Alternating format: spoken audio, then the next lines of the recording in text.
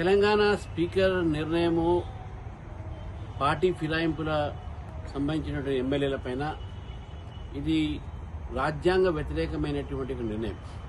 ఏ party అయితే రాజ్యాంగాన్ని కాపాడుతామని చెప్పి మాట్లాడే పార్టీ ఈరోజు రాజ్యాంగ సంస్థ, రాజ్యాంగ వ్యవస్థ అయినటువంటి స్పీకర్ని కూడా వారు ఇన్ఫ్లుయెన్స్ చేసి ఈరోజు స్పీకర్ని కూడా సరైనటువంటి నిర్ణయము, రాజ్యాంగబద్దమైన నిర్ణయం తీసుకోకుండా చేసింది కాంగ్రెస్ పార్టీ, కాంగ్రెస్ ప్రభుత్వం. స్పీకర్ నిర్ణయము రాజ్యాంగ వ్యతిరేకం.